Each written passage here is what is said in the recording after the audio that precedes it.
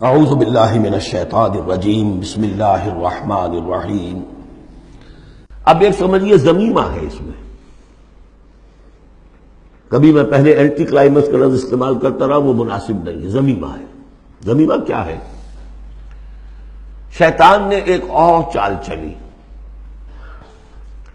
جن لوگوں کے دلوں میں اللہ کی رسول کی محبت بہت ہو گئی، آخرت کی طلب بھی ہو گئی، اور حقیقی ایمان اور صحیح جذبات، اس کا رخ موڑ دیا رہبانیت کی طرف۔ جاؤ خوب نفلیں پڑھو، خوب تپسیاں کرو، خوب عبادتیں کرو، دنیا کو چھوڑو، تاکہ دنیا میں ننگا ناچ ناچوں، اور جو اللہ کے ماننے والے ہیں وہ جا کر گپھاؤں میں اور پہاڑوں کی چوٹیوں پر اور غاروں میں جا کر تپسیاں کریں۔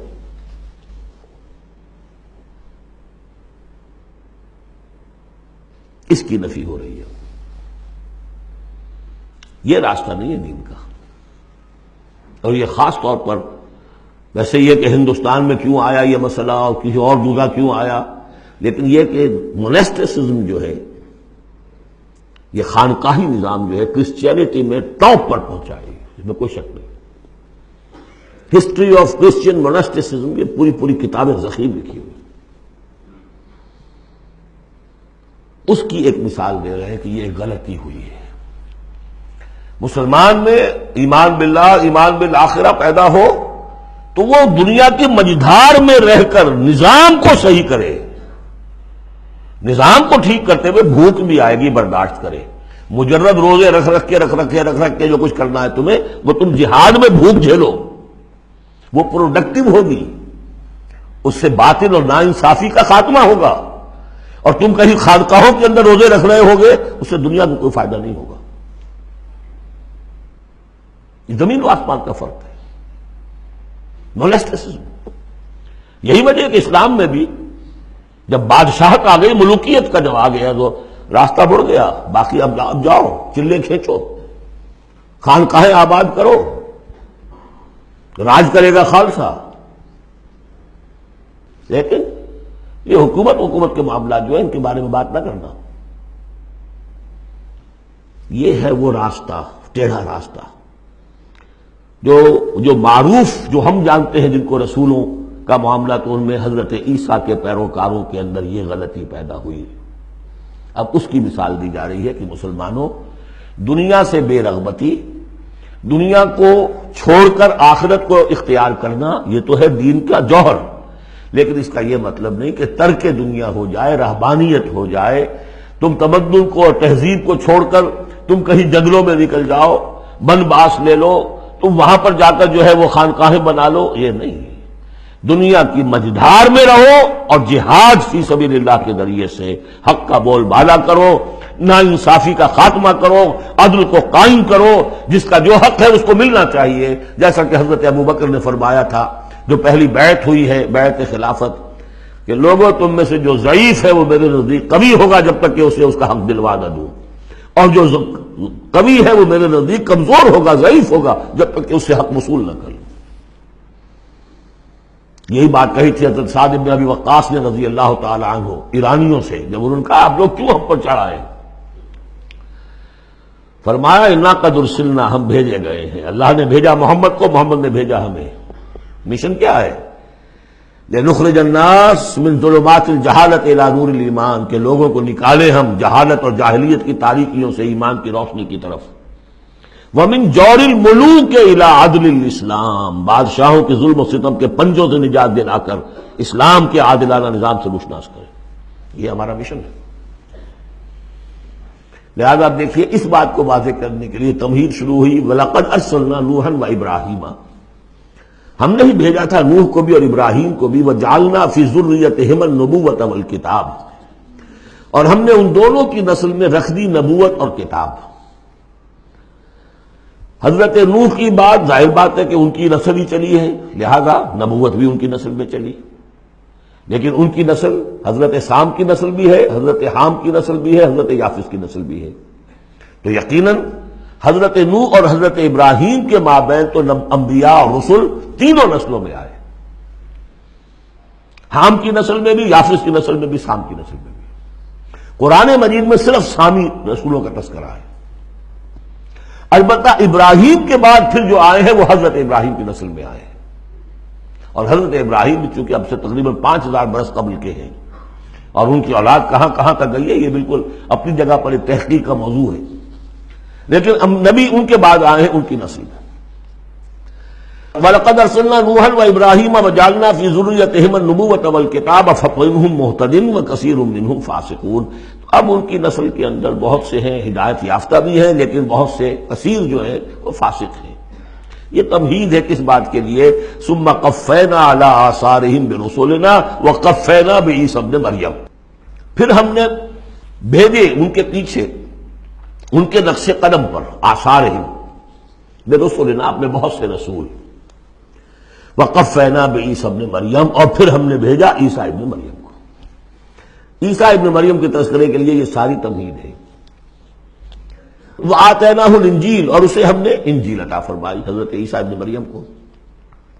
وجعلنا فی قلوب الذین اتبعوہ رأفۃ ورحمہ، اور ہم نے رکھ دیا، پیدا کر دیا ان لوگوں کے دل میں جنہوں نے اس کی پیروی کی، بڑی نرمی اور رحمت، رأفت اور رحمت۔ رافت کہتے ہیں اس کو کہ کسی کو تکلیف میں دیکھ کر آپ تڑپ اٹھے، یہ رافت ہے، اور رحمت یہ ہے کہ آپ اب اس کے لیے، اس تکلیف کے ازالے کے لیے کوئی کوشش کریں۔ گویا کہ یہ ایک، جیسے کہ ہمارے ہاں وہ ریفلیکس ایکشن کا ایک سرکل ہے، ادھر کسی چیونٹی نے کاٹا، اس کا سارا تصور جو ہے یہاں پہنچ گیا دماغ میں، کسی چیز نے کاٹا، فوراً وہاں سے حکم آیا، اور جو مسلز ہیں ان کو حکم ہوا اور ہاتھ جو ہم نے کھینچ لیا، انسٹنٹینیسلی یہ شے ہوتی ہے۔ اسی طریقے سے کسی کو دیکھا تکلیف میں اور خنجر چلے کسی پہ، تڑپتے ہیں ہم امیر، سارے جہاں کا درد ہمارے جگر میں ہے۔ اگر یہ شکل پیدا ہو جائے تو پھر آدمی اس کے نتیجے میں پھر جو بھی کچھ کر سکتا ہے کرتا ہے اس کے لیے۔ تو رافت اور رحمت یہ گویا کہ کمپلیمنٹری ہے۔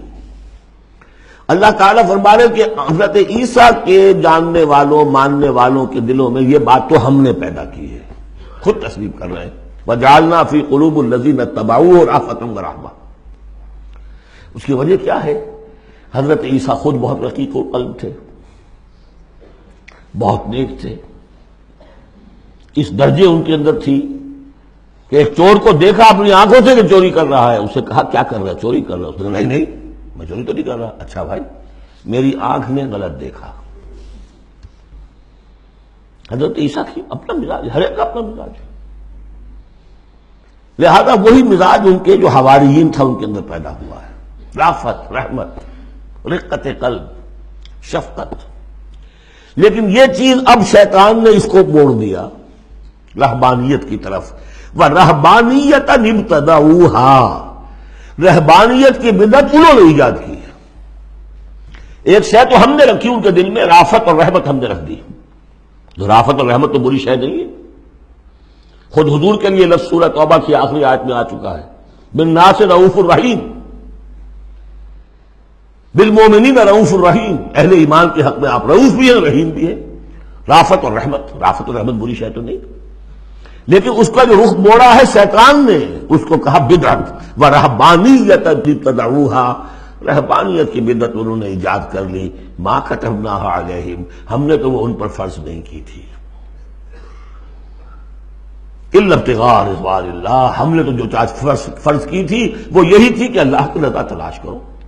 اللہ کی رضا تلاش کرنے میں ایک راستہ یہ ہے، نفس کشی، سیلف انہیلیشن، تپسیاں، ریاضتیں، رہبانیت، ترک دنیا، تجرد کی زندگی، شادی بیاہ نہیں کرنی، لیکن یہ غلط راستہ تھا۔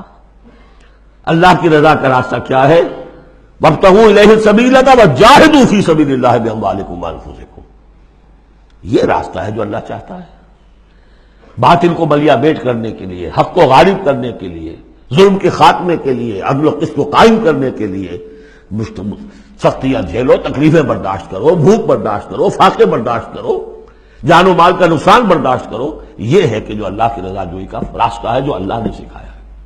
ہاں شیطان نے موڑ دیا کہ ان کی نیکی اب تمدن سے مڑ کر ادھر چلی جائے، تاکہ یہاں تمدن کا میدان میرے لیے ننگا ناچ میں ناچوں، مجھے کچھ پوچھنے والا نہ ہو۔